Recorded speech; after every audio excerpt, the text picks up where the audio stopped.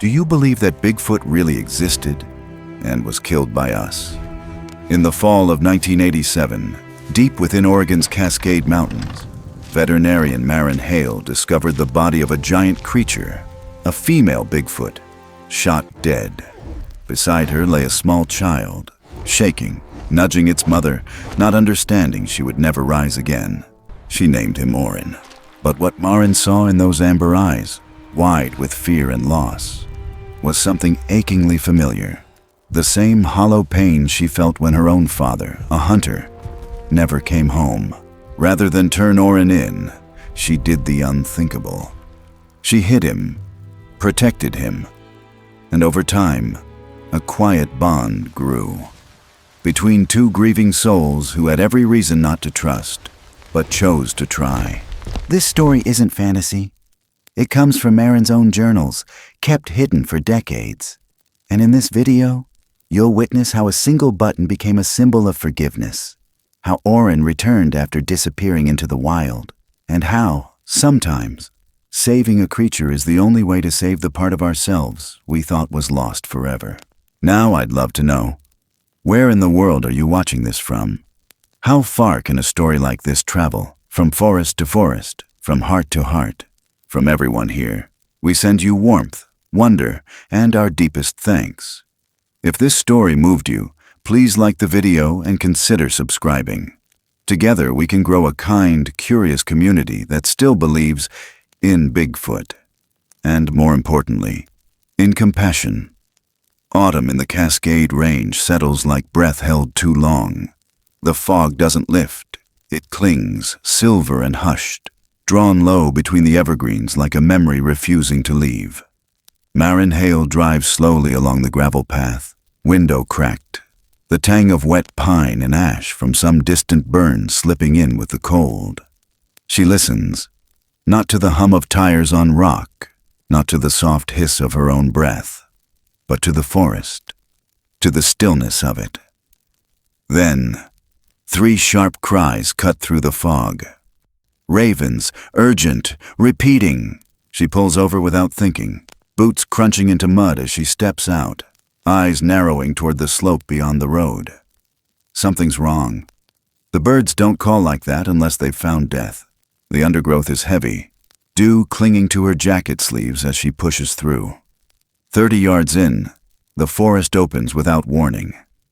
A clearing, trampled and pressed flat, as if the earth had forgotten how to rise. Grass bent and broken, moss darkened with moisture and something thicker. At the edge of a narrow creek, where the banks slope uneven and loose with gravel, lies a shape too large for any local game. The fur is dark, almost black when wet, with hints of auburn at the tips. It sprawled on its side, massive shoulders slumped forward, one arm bent awkwardly beneath it. No movement. Wade Harker is already there. Older than Maren by at least 20 years, his ranger's coat pulled tight against the damp, shotgun slung but untouched. He doesn't speak at first, just gives her a long look, the kind that carries questions he's not ready to ask. Then he nods toward the body. But it's not just a body. Next to the larger form, curled in a crouch so small it looks like it barely fits inside itself, is something else. Something alive. Its fur is the same color, though finer, with downy patches still clinging at the back of the neck like a child's. Thin arms, bent knees, and a head that seems too heavy for the shoulders holding it. It shifts, reaches out with both hands, pressing against the unmoving side of the larger creature, nudging once, twice, then again. Gentle, desperate, like a whisper that wants to become a scream, but never does. Wade takes a slow step forward. Maren catches his arm. He freezes. It's the eyes. That's what stops her. The young one turns just enough for her to see them fully, amber and wet, wide with confusion that doesn't belong to animals. There's no threat in them, no wild fear, just the raw, hollow ache of something that hasn't yet found the words for grief. In that moment, the world narrows. Maren sees not the forest, not the creature, not even Wade. She sees herself, barefoot in a funeral chapel, standing before the man she swore never to forgive. Her father, dead at 56, a shotgun still warm in the truck, the air in her lungs frozen with all the things she didn't say. The child, because that's what it is, no matter the shape, makes a sound. Low and broken, not quite a cry, not quite a word, but close. So close it chills her. She steps forward slowly, crouching as her boots touch the gravel bank. The air is sharp here, filled with the scent of iron and wet fur. She doesn't reach out, doesn't speak, not yet. Just lets herself be still, a presence softer than wind. Wade says her name, low and warning. She shakes her head. The small one blinks. Its breath trembles. Maren sees the way its fingers still press against the mother's ribs, as if checking again for something it already knows is gone. When it lifts its head, their eyes meet again. "I won't hurt you," she says, barely above the hush of the creek. It doesn't flinch. That's the beginning. She doesn't remember what Wade says next. Maybe something about the tranquilizer gun in the truck or the ranger station radio. But none of it touches her. Her attention is locked in the invisible tether that now stretches between her and this creature. Neither human nor beast, but something caught painfully between. Wade moves off to the edge of the clearing, grumbling about containment protocols, and she knows what he's thinking. If there's a live one, there's a risk. If they don't restrain it, it could bolt, or worse. But Maren stays. The little one doesn't speak, of course, but it breathes in rhythm with her now, as if the shared silence is safer than the noise behind them. A raven lands nearby and watches, head tilting once, twice. The woods are holding their breath. Later, she'll sit beside Wade on a fallen log, while the sun begins its slow, reluctant climb behind the trees. He'll mutter about reporting, about tranquilizers and sedatives, and maybe even a wildlife biologist from the state coming up to take a look. But Maren won't answer. Her gaze will stay fixed on the two figures by the creek, the one who can no longer move, and the one who refuses to leave her side. When Wade offers to bring the cage trap, big enough for a black bear, reinforced steel, Maren's voice will stop him. Not loud, not angry, just firm. No. He'll stare. She'll keep her eyes on the child, and he'll understand, maybe not why, but enough to leave it alone. She doesn't sleep that night. She sits near the creek with a small fire burning low between them. The young one doesn't touch the food she leaves, doesn't blink much either, but it doesn't try to flee. It stays near the mother's body, pressing its face into the fur when the wind rises and pulling back when the chill gets too sharp. Maren watches until her eyes burn, not just out of worry, but because something inside her is unfolding, painfully slow. Something she didn't know was still locked up. At some point, the young one leans back and looks at her. Not with fear. Not anymore. The grief is still there, raw, wide open, but something else too. Curiosity. She takes a shallow breath. He makes that sound again. A quiet, guttural noise, like a child on the edge of a sob, holding it in with all the strength he has left. And Maren feels the weight of it settle into her chest like a stone she's not ready to let go of. There are no answers here, no names for what this is, but something has begun. And even in the cold hush of morning, with frost lacing the banks and Wade pacing in the background, she knows one thing for certain. Whatever this child is, he's no threat. He's just a boy who stayed behind when everything else was lost. By dawn, the fog begins to rise. Not enough to reveal the sky, but enough to see that the mother's body has stiffened. Wade moves closer, his expression tight. He says something under his breath about logistics, decomposition, removal, but Maren ignores him. She's kneeling now, just a few feet from the child, who still hasn't moved. His hand rests on the mother's wrist. Just a touch, as if holding on to the last thread of warmth she once gave him. She lays her hand gently on the ground, not reaching toward him, just near enough that he can choose. He looks at her hand. Then, slowly, he lifts his own. For a moment, it hovers in the space between. Then it lowers, resting beside hers, not touching, but close. The fire popped softly behind them. The ravens have gone quiet, and for the first time since the clearing called them here, there is no wind. Just breath, shared, and the soft, impossible rhythm of two hearts learning how to be near. The sun slipped behind the tree line like it was retreating from something it couldn't face. The light that followed wasn't twilight, not yet, but something quieter, heavier, almost embarrassed to linger. Shadows thickened beneath the pines, crawling slow across the clearing as the temperature dropped. It smelled like wet stone and distant fire. Maren sat on an overturned log near the edge of the creek, arms wrapped tight around her knees, eyes fixed on the boy who hadn't moved more than a few inches since sunrise. Orrin. That was the name she'd given him in her head. Like giving a name might make sense of the impossible. He stood beside his mother's body, small shoulders rigid, feet planted like roots trying to dig into the earth. He hadn't cried, not out loud, but the sound he'd made earlier that morning still echoed somewhere inside her, like the last note of a hymn that didn't resolve. Wade had built a fire, small, careful, just enough to cast warmth without drawing too much attention. The crackle of it filled the silence between them. Neither he nor Maren said much. He'd offered her a thermos earlier, one he'd poured coffee into, black and harsh. She hadn't touched it. Her hands were already full of something else she didn't know how to name. Orrin hadn't sat. He hadn't eaten. He barely blinked. The only time he moved was to place his hand gently on the slope of the body that used to be his mother, pressing into the fur with a slow rhythm, as if trying to stir it back to life. Maren watched him like you'd watch someone sleepwalking toward a cliff. No idea what they're about to lose again. She picked up her journal somewhere in the second hour of dusk. Not because she wanted to write, but because the act of doing so might keep her from unraveling. She wrote one sentence and didn't add another. He's doing what I couldn't, staying beside death. The woods were never quiet. Not really. There were clicks and chirps and huffs in the underbrush, wings slicing low through branches, the far-off moan of something too large to be safe. But tonight was different.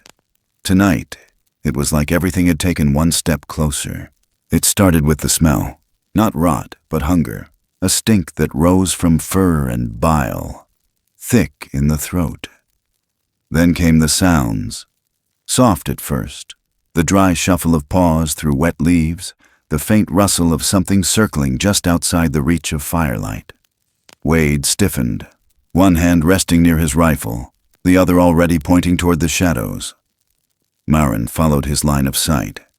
Eyes low to the ground, then more of them. 6, maybe 8. Glowing faint yellow like dust caught in a flashlight beam. Coyotes, maybe. Or something meaner. Scavengers drawn by blood and weakness. Orrin stepped forward. No warning, no cry. Just 2 feet planted in the dirt. Small arms spread wide between his mother's body and the things watching from the trees. He didn't growl. Not like an animal. It was something deeper. A vibration that rose up from the ribs, through the throat, and settled like thunder into the night air. One long, low tremor that didn't ask for space. It commanded it. The things watching froze. One took a step back, then another. He didn't move again. Just stood there, chest puffed with what little strength he had, as if he could hold back the entire forest with his own breath. Maren felt her fingers dig into the bark of the log. Her heart was moving faster than she wanted to admit. Wade had stood too, rifle halfway to his shoulder, but she held up a hand before he could raise it. Not yet. Not unless they crossed the line. But they didn't. The eyes blinked, then turned, and one by one, the watchers slipped back into the trees. Orrin didn't flinch, not even when the first drops of rain began to fall. It started as a whisper, the soft kind that gets into your collar before you notice. But then it thickened, loud against the canopy, cold where it broke through. The ground turned slick. The creek rose. Fast. Wade swore under his breath and moved to gather the tarp. But by the time he looked back, Orrin was gone. Not gone, moved. Into the water. He had wrapped both arms around the base of his mother's torso, shoulders straining, feet slipping against the stones. The current tugged hard, already pulling against the lifeless weight. It wouldn't be long before the bank gave out completely. Maren was moving before she thought. Down the slope, through the brush, ignoring the cold that knifed into her knees as she dropped onto the bank. She could barely see him, half submerged, arms locked tight around her, mouth open in a silent scream that vanished into the storm. His feet weren't holding. The water surged. The body began to shift, then slide. She grabbed him, her arms wrapped around his ribs, her shoulder braced against his back. She pulled. He fought at first, like something wild, something terrified. But then he went limp. Not in surrender, in grief. They hit the mud hard, both soaked, both shaking. Her breath was ragged in her throat, hands still locked around him like she hadn't registered the rescue was over. She didn't let go. Not for a long time. The sky cracked open. Lightning, white and cold, cut across the trees. Thunder followed, close and hard. She rolled onto her side, gasping. Orrin beside her, soaked to the skin, breath shallow but steady. When he opened his eyes, he didn't cry. He just looked at her, not like a child, not like a creature. Like someone trying to understand why the world hadn't finished taking everything. Her lips moved. She didn't mean to speak, but the words slipped out anyway. "You're not alone."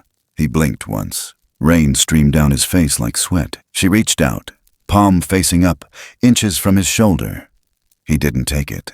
Didn't pull away either. Just watched her. And for a second, just one, he looked like he believed her. The storm rolled over them like a living thing.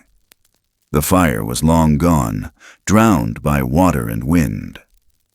Wade stood under the trees, jacket pulled high, eyes locked on the two shapes below him. He didn't call out, didn't interrupt. Just stood there bearing witness. At some point the rain slowed. Not stopped, just gentled. The air was thick with steam rising off wet ground. The creek had calmed too, though the body was gone now. Taken downriver without ceremony or sound. Orrin sat upright, arms around his knees, chest rising in sharp, steady pulls. Maren stayed near, knees drawn in, coat clinging heavy to her frame. She didn't speak again. Sometimes silence was the only language the living had left. Later that night, when they built a new fire, smaller, more sheltered, she wrapped Orrin in one of Wade's emergency blankets. He didn't resist. His eyes stayed half closed, tracking movement like a deer still unsure of its surroundings. He didn't eat the jerky she left, didn't sip from the cup of warm water. But when she moved to stand, he reached, not far, just enough to touch the edge of her sleeve. It lasted maybe a second, but it was enough. She didn't move, didn't say a word. She just sat back down. Wade leaned against a tree nearby, arms crossed, jaw working behind his beard like he wanted to say something and couldn't find the right shape. Maren didn't ask. They stayed that way till long after midnight. Around 3, the fire dimmed. The coals glowed orange, then red, then not at all. Wade was asleep upright. Maren wasn't. She'd given up trying. Orrin was still awake too. His eyes reflected the last flickers of heat, not like glass, but like something alive.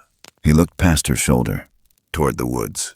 Maren turned slowly. Far off, behind a line of trees just outside the fire's glow, there was a flicker of movement. Not an animal, not something four-legged. Upright, still, a figure. She couldn't make out details, but there was no mistaking the silhouette. Tall, broader than any man, motionless. A single ember glowed near its face, then vanished. "Cigarette." She stiffened. Wade stirred beside her, muttering, reaching for the rifle before settling again. The shape was gone. Maren stayed still for a long time, then looked at Orrin. His gaze hadn't moved. He'd seen it too. But he didn't look afraid. Not of that, only of what came next. And somehow, that frightened her more than anything else. The drive back was quiet. Wade didn't fill the silence, and Maren didn't ask him to. The truck rumbled through fog-soaked turns, past timber scarred by wind and years, through forest that seemed to close in tighter the deeper they went. In the bed of the truck, under a heavy canvas tarp, Orrin sat curled, knees tucked in, back pressed to the corner. He hadn't made a sound since the creek. Just watched the trees slide past with those same amber eyes, wide and quiet, like he was searching for something he couldn't name. The tarp flapped lightly, wind catching the edges, but he didn't flinch. Not even when the gravel popped beneath the tires, not even when the headlights swept across the sagging barn at the edge of Maeve Carter's property. The old stable was still standing, though no one quite understood how. The roof was patched in places with tin and hope. Light slipped through the boards like threads through worn fabric. Maeve had lived on this land longer than anyone remembered. A widow with no kids, no visitors, and no hurry. She met them at the porch without asking questions. A wool shawl hung over her shoulders, gray hair braided down her back, eyes sharp enough to see more than what was said. She looked at Orrin only once, then pointed to the barn. "You can use the north stall," she said. "It gets the morning sun." That was it. No sermon, no warning. Just the kind of mercy that shows up in small, practical acts. Inside the stable, the scent of old hay and saddle leather still clung to the air. A few broken crates lined the walls. Dust lay thick on every beam. And in the center of the north stall, the roof had split just wide enough to let light pour in when the sun came right. It wasn't much, but it was something. Maren laid out a bed of dry blankets and pine boughs. She placed a tin bowl of water near the wall, then added a second bowl with mashed berries, goat's milk, soft herbs. She didn't speak. Not even when Orrin slipped through the door and stopped just inside, blinking at the space like he didn't trust it. Like maybe nothing should feel safe anymore. He didn't eat. He didn't sit. He stood near the back wall, arms loose at his sides, watching the light on the ground shift as if he was listening to the barn breathe. Maren stayed near the door, not close, just present. Her hand rested on her knee, palm open, never reaching. That first night, she didn't go home. She sat on the ground outside the stall, back to the post, eyes on the stars when the fog finally pulled back. Wade brought her coffee around midnight and left without saying much. Maeve left the porch light on. The valley fell silent, and yet something in the forest did not sleep. It began around 2, a sound low and wide, like air dragged through old lungs. Not a howl, not quite. More like a sigh from the deep woods, long and distant, but certain. The kind of sound that made even the pines lean in. Maren sat up. Inside the stall, Orrin was alert, eyes sharp, posture tense. He didn't seem afraid, but he knew it too. The barn shuddered slightly in the wind. Maren held her breath. It came again, a deep inhale of something that didn't belong to coyotes or wolves or the wind. Something older, something watching. By dawn it was gone, but not forgotten. When morning came, the stall filled with soft gold light from the gap in the roof. Dust floated in it, slow and weightless, like time had been paused just for a moment. Maren sat with her back against the stable door, sipping from the thermos Maeve had handed her at sunrise. Inside, Orrin remained still. He hadn't touched the food, hadn't moved from the spot where the shadow stayed longest. But he watched her now, not with suspicion, not quite. More like study. Like he was learning the rhythm of how she existed. She didn't smile, didn't coo, just set the thermos down and reached into her pocket. From it, she pulled a small carving, an old cedar token from her father's workshop, the kind he used to shape when he wanted to be forgiven for something he'd never say aloud. She placed it gently on the edge of the stall, between them, and backed away. He didn't touch it, but he didn't look away either. The day moved slow. Maren cleaned the outer stalls, checked the trough lines, helped Maeve carry firewood. Wade stopped by around noon with news about game tracks near the East Ridge. Nothing unusual, he said, but something big had passed through. When he mentioned it, Maren didn't speak. But Maeve frowned, fingers tightening around the kindling bundle in her lap. That side of the ridge hasn't seen elk in months, she muttered. If something passed through, it wasn't alone. No one answered that. By late afternoon, the wind shifted, sharper, colder. Inside the barn, Maren left another bowl, this time with warmed broth, softened roots, and wild blueberries mashed in by hand. She didn't stay to watch, just left it on the flat stone near Orrin's stall and stepped outside. When she returned near dusk, the bowl was empty. He was still standing in the same place. But this time his eyes met hers and didn't waver. The light in the barn changed again. Late sun poured through the rafters in broken shafts, catching on the floating dust, cutting through shadow like gold spilled across old wood. For a moment, the whole place felt holy. Not grand, not sacred in a way churches are, but quiet. The kind of sacred you find in places that remember loss. Then Maren saw it, on the outer fence, just beyond the pasture gate. Something pressed into the frost-covered plank. Not claw marks, not boot tread, a handprint. Large, wider than any human's, fingers too long, palm wide and deep like a catcher's mitt. She stepped closer. Frost had rimmed the outline. The wood beneath was damp where heat had melted it.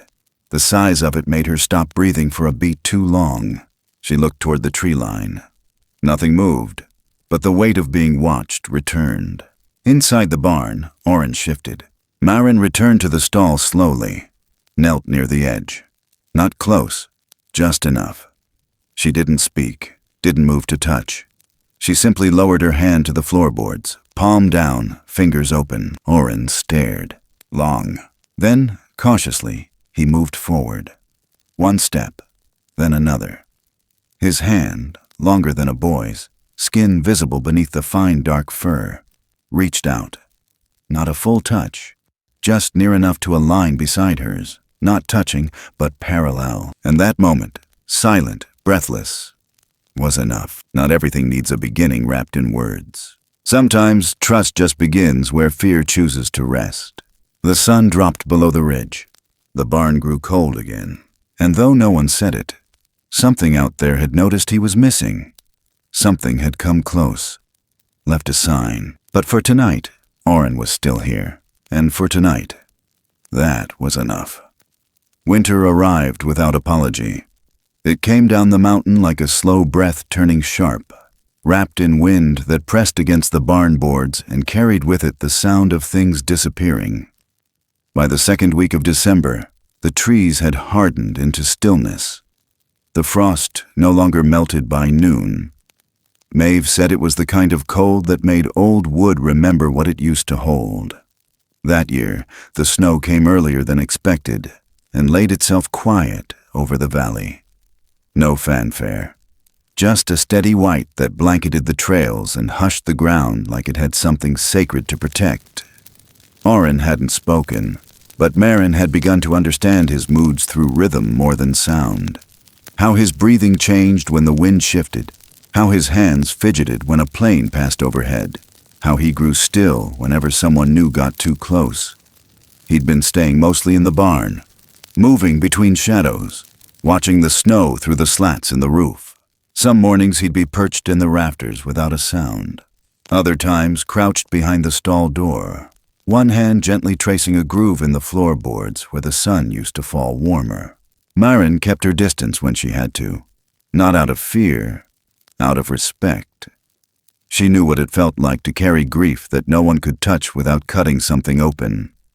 She brought him warm broth, folded sweaters she'd sewn smaller, left pine cones stacked like quiet offerings in the corners of the stall. Sometimes he left them in different patterns, rearranged, like a child would rearrange toy soldiers just before sleep.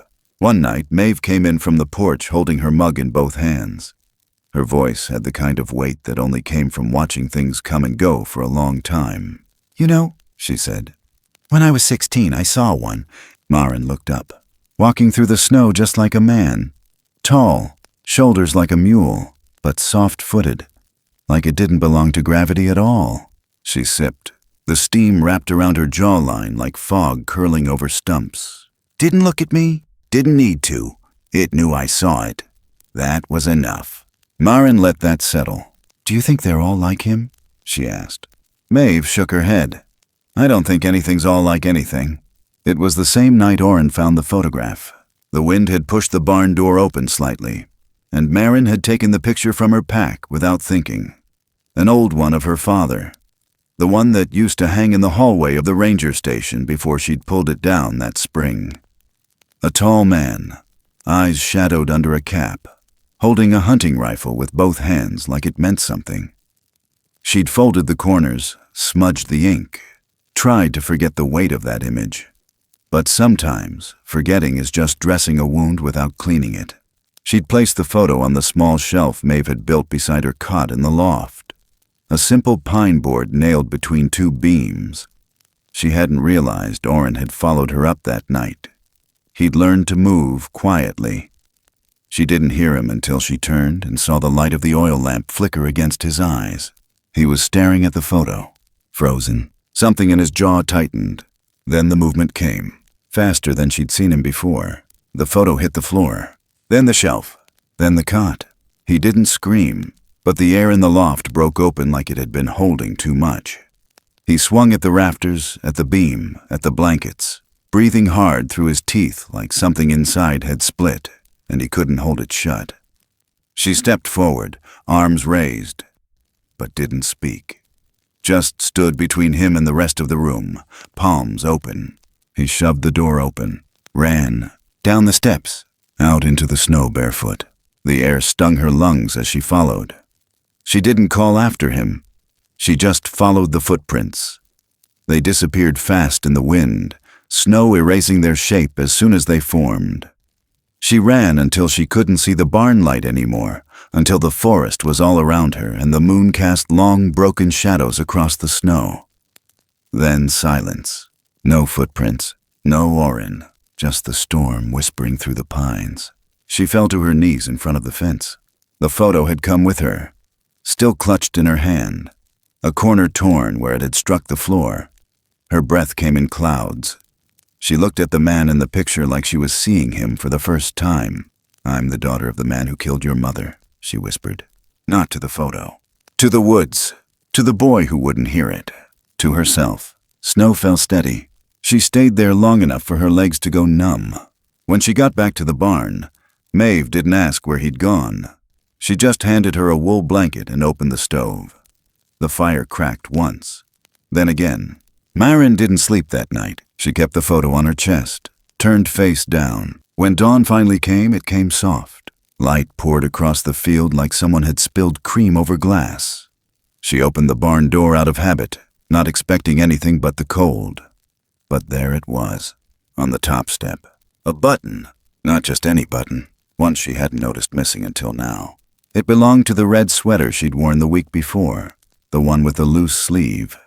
She'd assumed it had popped off somewhere in the brush, but here it was, laid carefully, centered, clean, dry, set in a way that told her it had been placed, not dropped. She picked it up with both hands. Her breath caught, not because it was returned, but because it was returned without anger. He had come back. She didn't see him for the rest of the day. Not clearly, but she felt him. A shift in the shadows behind the barn, a single footprint near the trough, a soft thud on the roof before dusk. He didn't enter the stall that night, but the broth bowl was empty in the morning, and the pine cones were stacked again, this time in a perfect triangle. She didn't press, didn't try to coax. Sometimes love is not asking. Sometimes it's just waiting, without need. The cold deepened. The barn boards groaned. But Maren's breath stayed warm because the boy had chosen to come back. Not for safety, but for something far more fragile. Forgiveness. By late March, the ice began to let go. It didn't shatter. It receded. Quietly. In the middle of the night, long after the last coyote's call faded and the barn had gone still, a trickle of water started to run again beneath the frost-hardened crust of the earth.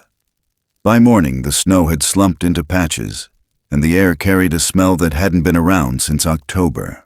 Mud, bark, and something green fighting to rise. The old creek, once a frozen ribbon, now whispered again beneath the trees. And Orrin had started watching the edge of the woods like it was calling him by name. The boy had grown, not just in size, though that was obvious. His shoulders had thickened. His steps grew wider, more certain. The way he moved was less like a child and more like something learning to belong to the land again. He no longer slept curled tight. He sat now, back against the stall, eyes turned to the trees as if trying to remember something older than memory. Maren noticed it first in the mornings, the way he stood at the open barn door, lifting his chin toward the wind like it carried a voice only he could hear. He didn't try to run again, but she could see it building. The way his fingers twitched when the birds came back. The way his ears moved at the sound of water rushing under thawed stone. One morning, Wade came up from the lower ridge with news. His boots were thick with mud, and he wiped his brow before he spoke. The map he carried had dirt smudges, and a cigarette still burned at the corner of his mouth, unlit but chewed flat. "There's tracks near the East Bend," he said. "One set's wide, you know what I mean. But the other—" He paused, glanced toward the barn. "Other's a boot print, fresh, maybe steel toe, heavy, not ours." Maren didn't speak. "You think someone's looking?" he asked. She didn't answer that either, but her grip on the coffee mug tightened. That afternoon, she found Orrin near the back fence. He stood still as a statue, staring out past the meadow toward the tree line. He didn't move when she approached, just watched. His breath was steady, but there was a tension in the way his hands hung at his sides. She followed his gaze. Nothing there, not that she could see, but the way he looked. It wasn't curiosity. It was caution, like something had shifted beyond the pines and he could feel it before it arrived. She reached into her coat pocket and pulled out a small pine carving, shaped like a crescent. Orrin didn't look at it. Didn't need to. He knew it was for him. She set it gently near the base of the post and didn't say a word. Later that day, the wind changed. It came up from the south, carrying the faint clang of something unnatural. Metal. A whistle. Short, high-pitched, echoing through the ridges like it didn't belong. Orrin heard it first. He froze mid-step, one foot in the thawed patch of grass, head tilted sharply. Then he backed away, slowly, his eyes never leaving the woods. Maren stepped out from the stable. She heard it too. A hunting call, not from nature, from something crafted, handmade, and close. The sound faded fast, swallowed by the wind, but it left behind a silence that didn't sit right. That evening, she didn't close the barn door. She left it open. Orrin didn't sleep inside that night. He sat at the threshold, back straight, watching the trees long after the sun was gone.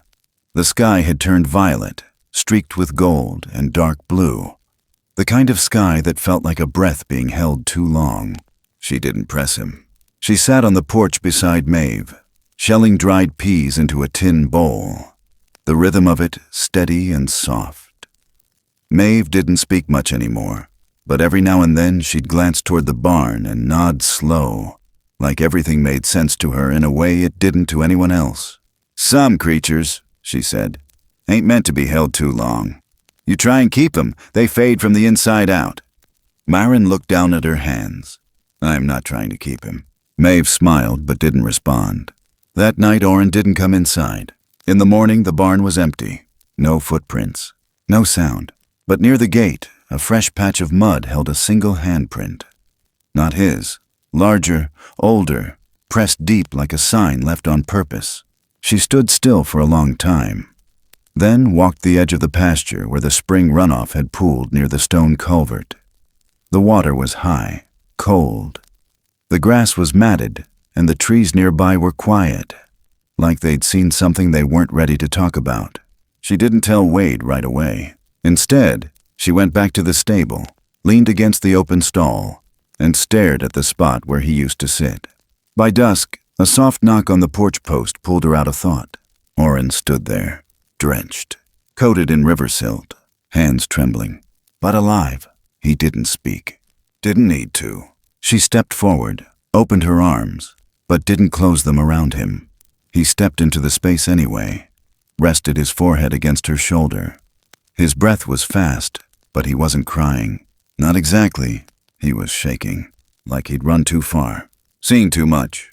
Behind him the wind picked up again, but this time there was no whistle, only the hush of a valley holding its breath. That night she didn't ask where he'd gone. He didn't say. But in the firelight she watched the way his eyes darted to the window. Not afraid, more like he was deciding. In the early hours of morning, the barn creaked once, then twice. The door eased open under its own weight, and Orrin stood there, looking out. He didn't turn around, didn't say goodbye, but he stepped through the threshold, slow, like each movement cost him something. Maren didn't stop him, didn't cry. She stepped to the door, hands at her sides, heart still. He crossed the pasture without sound, his figure a silhouette against the soft gray of pre-dawn fog. At the gate he paused, turned back, and for a moment their eyes locked. His were wide, deep with something more than fear, more than sadness, gratitude, and a kind of sorrow that only came from someone who knew what it meant to lose safety and still walk away. She didn't wave, didn't call. She just watched as he disappeared into the trees, and the barn behind her felt suddenly too big, too quiet. She stood there long after the wind picked up again, long after Maeve stepped onto the porch with her coat wrapped tight. She didn't turn when Wade arrived an hour later, didn't speak when he asked what had happened.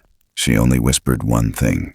He heard something I couldn't, and the silence that followed carried more than any answer, because in the distance, the forest had gone quiet again, but not empty, and somehow she knew he wasn't gone. Not really, just beginning something she couldn't follow. Not yet. Summer cracked the land open like a kiln. The grass browned at the edges by late June, curling inward with every dry gust of wind that rolled off the slopes. Birds flew lower.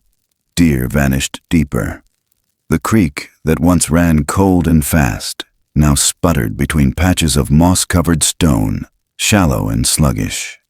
The heat didn't just press, it choked. Every breath felt like it passed through dust. Wade had stopped wearing sleeves by July, his arms burnt raw above the elbows, sweat pooling behind his neck as he hiked the ridgelines each morning. He'd started seeing the signs again, rusted traps pulled out from the underbrush, cans of chew crushed near animal tracks, boot prints, deep and deliberate, winding where no hiking trails should be. He didn't say much to Maren at first. She was already quieter than usual, walking to the barn before dawn with her shoulders drawn in, eyes always scanning the tree line without letting anyone see she was doing it. Ever since Orrin had left in spring, the air around her had shifted.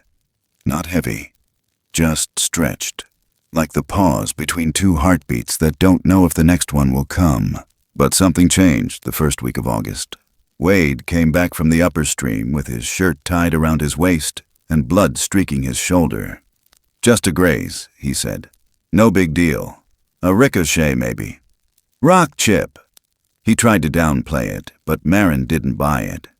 She saw the way he flinched when he lifted his arm, the grit in his voice when he said he didn't see who fired.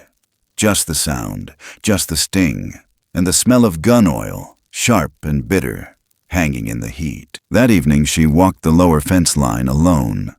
The meadow was brittle underfoot, grass snapping like dry bones. The wind shifted halfway through the walk, carried something strange with it. Burnt grease and leather, and the sour scent of something rotting where it shouldn't. She froze, waited, heard it, a snap. Not twig, metal. Then a breath, not hers. She didn't look. She walked. Slow, kept her arms relaxed, her back straight, her pace steady until the barn was in sight. Only then did she break into a run. That night the wind didn't come. The air stayed thick. Still, she couldn't sleep. Neither could Wade. Maeve sat on the porch with a shotgun across her knees, rocking slowly like it was any other night in August. And sometime after midnight, the sound came. A rifle crack. Close! Then silence. Then footsteps running. Then nothing. They were on their feet in seconds. Wade already moving with the flashlight. Maren grabbing the kit from the barn wall. But she didn't expect what came next. Orrin, bursting from the trees. Bleeding, he wasn't alone. Behind him, somewhere in the dark, something else moved. Maren couldn't see it. Only caught the flicker of reflection in eyes too far apart to be human. But she didn't have time to stare. Orrin collapsed to one knee. She ran. He was bigger now, almost her height, broader across the chest. His fur had thickened and darkened, his face more defined, the amber in his eyes brighter even through pain. But his expression hadn't changed. He looked at her the same way he had the first time, silent, desperate, unsure if the world would let him stay. She saw the wound. Shoulder, through and through. The edge burned. She pressed her hand to it. He flinched. Not from pain, from memory. Behind her, Wade raised the flashlight toward the trees, voice low, rifle in hand. Who the hell shot him? And then they heard it. Footsteps. Not many, just one, steady, crunching dry grass like someone wanted to be heard. And then, from behind the trunk of an old pine, a figure stepped forward. Tall, thin, leather vest stretched across a sweat-stained shirt, rifle slung but ready, eyes cold and unreadable. Eddie Coulter, Maren's breath caught. She hadn't seen him in years. Didn't want to. He smiled, slow and sour. Well, I'll be damned, he said. Didn't think I'd catch a ghost in daylight. Wade stepped forward, rifle raised. Get the hell off this land, Eddie. Eddie didn't flinch. Relax, Wade. I was just tracking something rare. Thought maybe the legends were true. He looked at Orrin, then at Maren. You keeping him like a dog now? She didn't answer. Orrin growled low, a deep vibration that came from somewhere old in his chest. Eddie grinned wider. That thing's worth a fortune. Alive, sure, but dead? Easier to transport. Maren stood, straightened, put herself between them. You fire again, she said, voice flat. I'll let him finish what he started. Eddie laughed. The kind of laugh that didn't come from humor, just cruelty. I ain't scared of fairy tales. Then something changed. Behind the barn, smoke began to rise. Not much, just enough to carry. Maeve had struck a match, tossed it into the hay pile near the dry creek bed, where she'd been stacking brush all week. Flames climbed fast, yellow and wild, catching the wind. Wade took the moment. Lunged. They went down in a tangle, guns clattering. Maren grabbed Orrin by the arm, pulled him toward the barn as smoke curled around the posts and the air filled with the snap of burning grass. Orrin stumbled but followed. Inside, the heat was already building. She pushed him toward the far exit. Go. He didn't move. He looked at her like he didn't want to leave. She pressed her hand to his chest. Go. He backed up, eyes locked, then turned. Disappeared into the trees just as Wade staggered in, dragging the rifle and breathing hard. Outside, Eddie was gone. Smoke hung thick. Maeve sat on the porch again, shotgun back in her lap. The fire died fast, controlled and sharp. But Orrin was gone, and this time, Maren didn't know if he'd come back. She walked into the barn, found the button she'd once given him, placed gently on the cot, and a smudge of blood on the wall, shaped like a hand reaching out. Not in fear. In farewell, she sat down on the edge of the cot, heart still pounding, and realized, for the first time, she was afraid of what the world might do next. Not to her, to him. The water had pulled back like a secret being kept again. What was left behind shimmered under a thin skin of morning light, stones warm and bare beneath a sky the color of washed linen. It had been weeks since the fire, weeks since Orrin vanished into the smoke like a memory breaking loose. The valley had changed without him. The barn stayed still too long. The porch creaked differently when Maren stepped out in the mornings. Even the trees looked quieter, like they were waiting for something to return.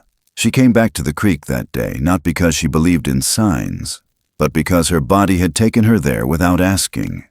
Down the slope, past the cedar grove, Through the brush Wade had once cleared with his hatchet years ago.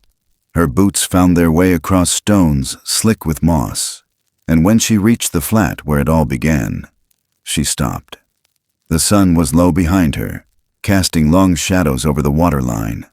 The same place. The same silence. She knelt beside the bank, reached into her pack, and pulled out what she'd carried across all those seasons. A folded sweatshirt, soft and worn. One he'd outgrown by spring, left behind without knowing.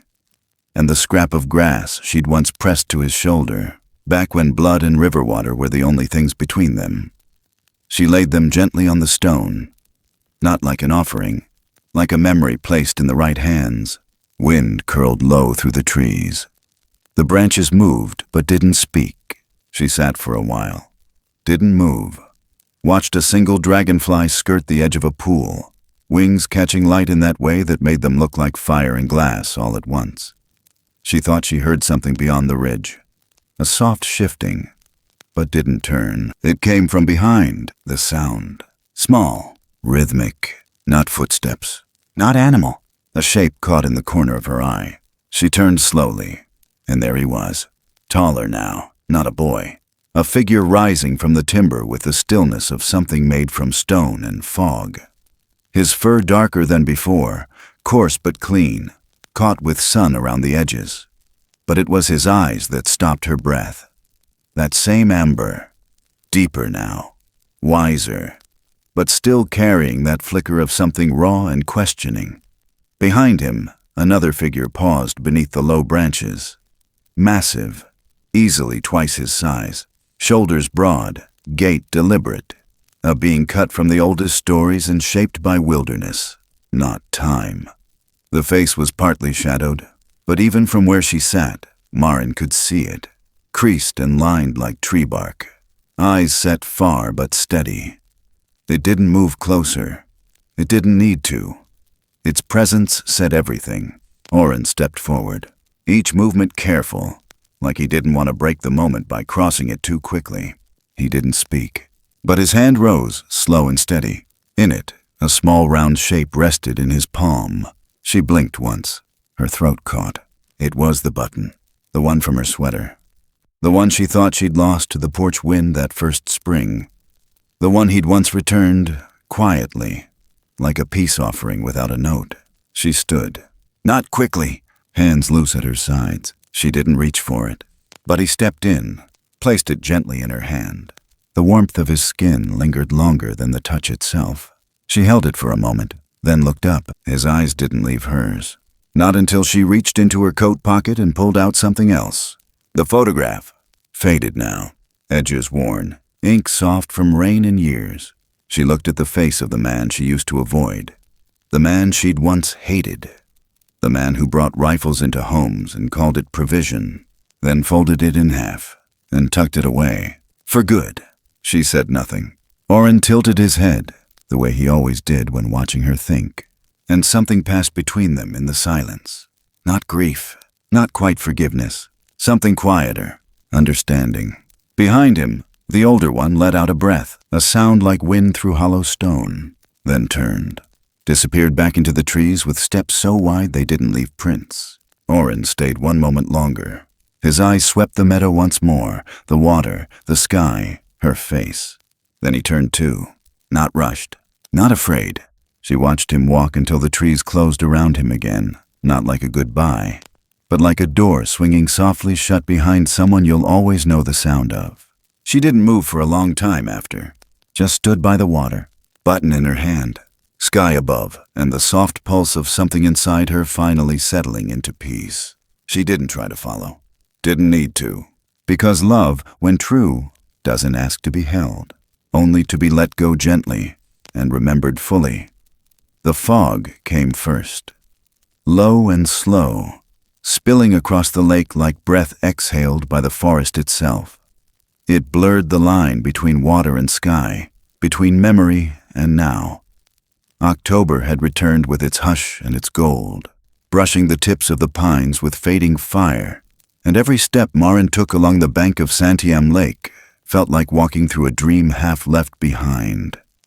She had started her rounds earlier than usual that morning, slipping into her boots before sunrise, coffee left half full on the counter.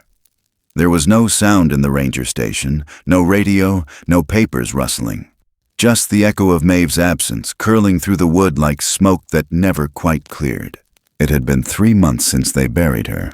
Quiet. No church, no speeches. Just Wade, a few forestry folks from up in Detroit, and Maren holding the urn like it was the last warm thing in her hands. Maeve Carter had never asked for much. Only that her ashes be scattered over the northern ridge, the one with the sugar maples that turned slowest in fall. Maren had hiked up alone to do it, carried the tin in her pack like something sacred. She didn't cry until the wind lifted, and when it did, it moved soft, like fingers running once through her hair. Now she walked the same trail Maeve used to take every Thursday, the one that curved around the edge of the lake and looped through the thinning tamaracks, golden needles floating like feathers whenever the wind came in from the east. The lake had lowered that summer, revealing stones and driftwood that hadn't seen sun in over a decade. The water line receded 10 feet at least, exposing soft mud where frogs chirped like clock gears. But that morning, the surface lay still, flat as glass, holding the sky in perfect reflection. She paused at the bend where the cattails leaned hardest toward the shore, pulled out her notebook from the ranger vest she still wore like a second skin, flipped past old field notes and scribbled checklists, stopped on the page she'd left blank since August.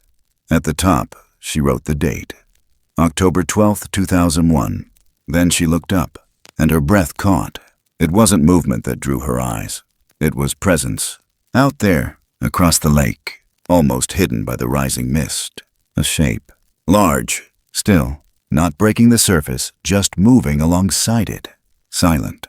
She stepped forward slowly, boots pressing into soft earth. Her pulse stayed steady, but something inside her tilted forward like a hand reaching for the past.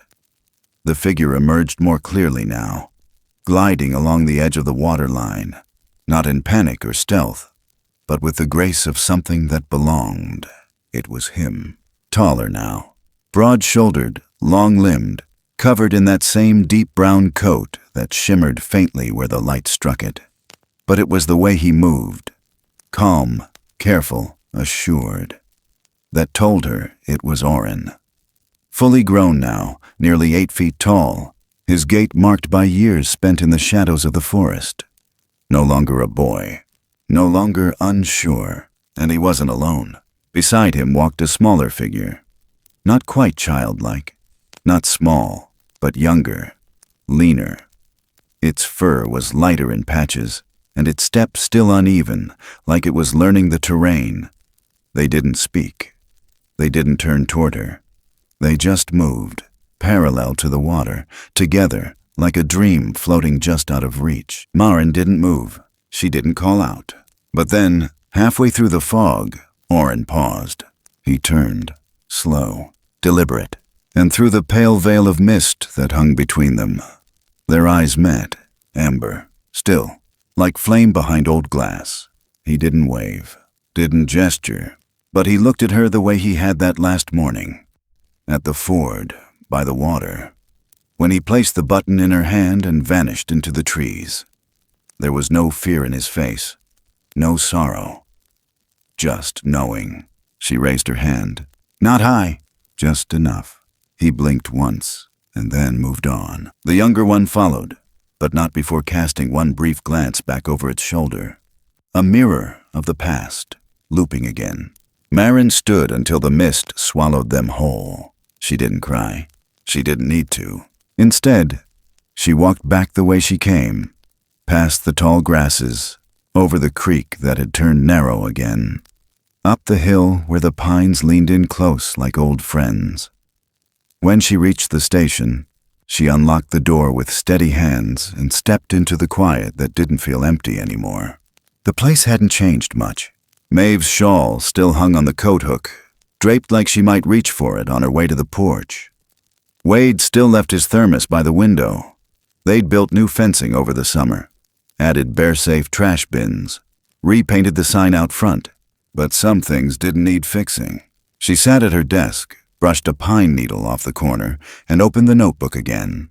The last page. She clicked her pen, Stared for a long moment at the empty lines, then wrote, slow and sure. What I saved that autumn was not just a creature or a secret. It was the small, fractured part of myself that still believed love could survive the weight of grief. He's out there now, not because I kept him, but because I let him choose. And because he came back, I know we were never separate. She stopped, let the pen rest. Outside, a jay called sharp into the trees. The wind shifted, and through the open window, the scent of pine and moss drifted in like a memory. She closed the notebook, set it gently in the drawer, and when she turned to the window again, her reflection stared back not as a woman haunted, but as someone returned, not to who she was, but to who she'd quietly become, a keeper, a witness, and now, maybe for the first time in a long while, something like home. The silence that followed didn't ache anymore. It breathed. And somewhere in the valley, the forest remembered. In the quietest corners of the world, deep in the woods, beyond what maps can hold, there are truths that don't need to be spoken out loud. They live not in words, but in gestures, in the soft placement of a hand, in the returning of something lost, in the silence shared between two beings who do not look the same, yet ache the same. This was never just a story about the wild. Not really. It was about what remains when everything else falls away, about how grief can carve a person hollow, and how, sometimes, something unexpected finds its way into that space, not to fill it, but to sit beside it, quietly, patiently, until the pain becomes something less sharp, something that breathes. It reminds us that compassion is not a grand act.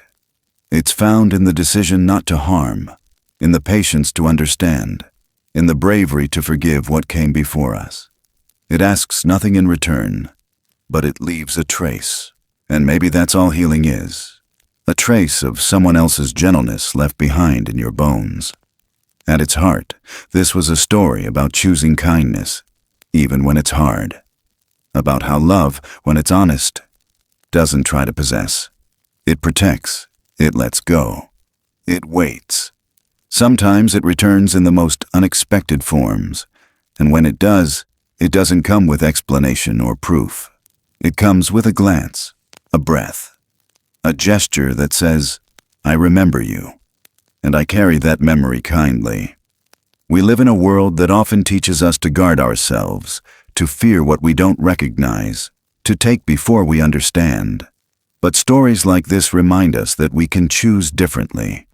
We can choose wonder over suspicion, stillness over reaction, connection over control. That the most human thing we might ever do is to open our hand to something wild and say, you are safe here. And even if no one else sees it, even if the world never believes, it's enough that we know that we held a moment in time where trust was given, and we didn't break it. If you felt something watching this, something quiet, maybe something you didn't expect, thank you for staying with the story until the end. Your presence matters more than you know. We'd love to hear what this story stirred in you, what it reminded you of, what it made you feel. Please share your thoughts in the comments below. And if this kind of storytelling speaks to you, consider subscribing to the channel. There are more stories waiting, some hidden in the trees, some buried in the heart, but all of them told with care. Until next time, may you walk gently, listen closely, and remember, not all wild things are meant to be feared. Some are just waiting to be seen.